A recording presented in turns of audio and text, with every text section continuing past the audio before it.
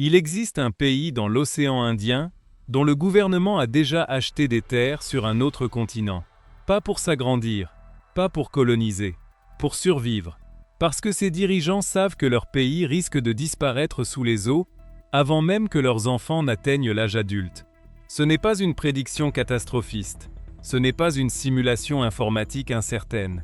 C'est une réalité que vit chaque jour la ministre de l'Environnement de ce pays lorsqu'elle déclare publiquement « Nous n'avons aucun terrain plus élevé où nous réfugier. Nous ne survivrons pas. » Ce pays, ce sont les Maldives, le pays le plus vulnérable de la planète. Et cela fait des décennies qu'ils tentent d'alerter le monde. Avant d'aller plus loin, il faut comprendre une chose. Les Maldives ne sont pas seulement une destination de rêve où les plus riches viennent passer leurs vacances. C'est un véritable pays. 531 000 habitants. Une capitale, Malé, où vit près d'un tiers de la population, sur une île longue de seulement 2 km. Des écoles, des hôpitaux, des marchés et des familles qui y construisent leur vie depuis des générations. Des générations qui ont pêché dans cet océan, qui ont bâti leur maison avec le corail, qui ont enterré leurs proches sur ces îles, qui n'ont jamais connu d'autre foyer. Et tout cela est en train de disparaître. Si cette chaîne vous apporte des analyses que vous ne trouvez pas ailleurs, pensez à vous abonner et à laisser un like. Ici, nous cherchons à comprendre le monde tel qu'il est réellement. Rejoignez-nous. Les Maldives sont un archipel de 1196 îles dispersées dans l'océan Indien, au sud-ouest de l'Inde. Ce qui les rend uniques au monde est aussi ce qui les condamne. Ce sont les îles les plus plates de la planète. L'altitude moyenne du territoire maldivien est de seulement 1,20 m au-dessus du niveau de la mer. Pas 2 mètres, pas 3 mètres, 1,20 m. Pour vous donner une idée, la porte d'entrée de votre maison est probablement plus haute. Avec une marge aussi faible entre la Terre et l'océan, la moindre hausse du niveau de la mer devient une menace existentielle. Et le niveau de la mer ne baisse pas. Il monte. Et il monte plus vite que prévu. Selon les données du groupe d'experts intergouvernemental sur l'évolution du climat des Nations Unies, le niveau moyen des océans a augmenté d'environ 20 cm depuis 1900. Mais ce qui compte réellement, c'est l'accélération. La moitié de cette hausse s'est produite depuis 1993, en seulement 30 ans, et le rythme continue de s'accélérer. Les projections les plus prudentes pour 2100 évoquent une hausse comprise entre 40 et 60 cm. Les scénarios les plus pessimistes dépassent 1 mètre. Avec une montée des eaux d'1 mètre, près de 80% des Maldives seraient submergées de manière permanente. Avec 1,50 m, le pays cesserait tout simplement d'exister.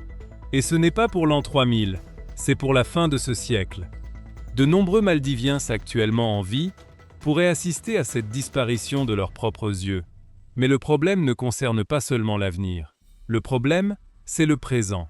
Cela se produit déjà. Les tempêtes qui survenaient autrefois tous les 10 ans reviennent désormais tous les 2 ou 3 ans. Les marées hautes qui n'atteignaient jamais l'intérieur des terres inondent désormais régulièrement les rues. L'eau salée s'infiltre dans les nappes phréatiques utilisées pour boire et cuisiner. Et les conséquences vont bien au-delà des inondations. Lorsque le sel pénètre dans les sols, les cultures meurent. Et il n'existe pratiquement aucun moyen de les récupérer. La salinisation détruit durablement la capacité des terres à produire de la nourriture. Lorsque le sel contamine les puits, l'eau potable disparaît. Sur certaines îles, il n'existe déjà plus de sources naturelles d'eau douce. Et lorsque l'eau salée attaque les fondations, les bâtiments se fissurent. Les canalisations cèdent. Les routes se dégradent. La capitale, Malé, est protégée par une digue de 3 mètres de haut, financée par le Japon il y a plusieurs décennies. Un projet qui a coûté 63 millions de dollars et nécessité 14 ans de travaux. Cette digue a déjà été partiellement endommagée par un tsunami. L'Australie a également été évoquée. Prenez un instant pour mesurer ce que cela signifie. Un gouvernement qui choisit aujourd'hui le pays dans lequel vivront ses citoyens demain. Parce que le territoire qu'ils habitent est condamné à disparaître. Cela n'a jamais existé dans l'histoire moderne. Jamais un État souverain n'a dû préparer sa propre disparition géographique. Et voici l'élément dont on parle rarement. Les Maldives ne sont quasiment pas responsables du changement climatique qui menace de les faire disparaître. Leurs émissions de carbone sont insignifiantes à l'échelle mondiale. Un pays de seulement 1,5 million d'habitants.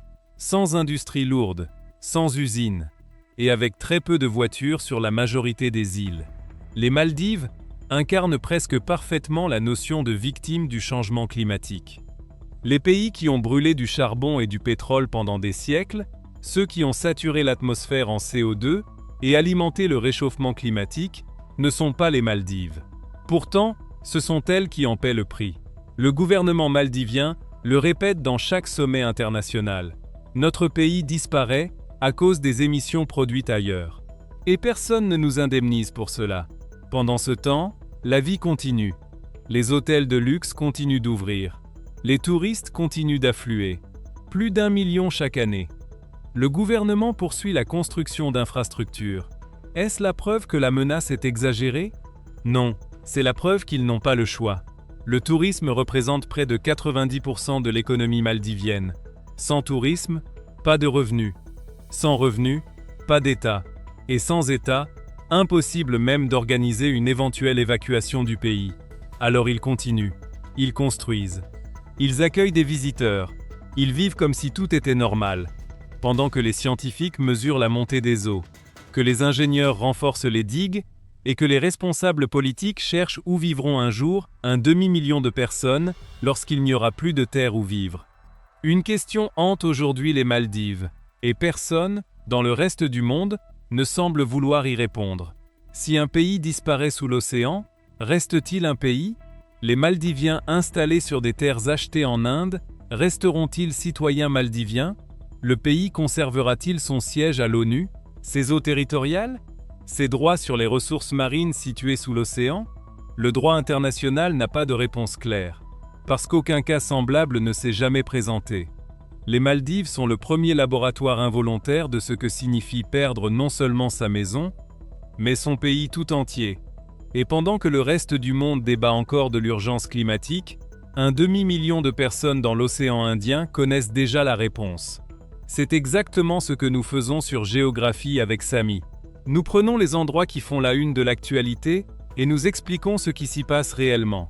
Pourquoi cela compte? Et pourquoi vous devriez le savoir? Si cette vidéo vous a permis de voir le monde sous un autre angle, laissez un like. Et abonnez-vous à Géographie avec Samy si ce n'est pas déjà fait. Chaque semaine, nous analysons un endroit de la planète que les médias vous expliquent mal. Dites-moi en commentaire. A. Le monde réagira à temps pour sauver les Maldives. B. Les Maldives auront disparu avant 2100. Écrivez simplement A ou B. Je lis tous vos commentaires. À la semaine prochaine sur Géographie avec Samy.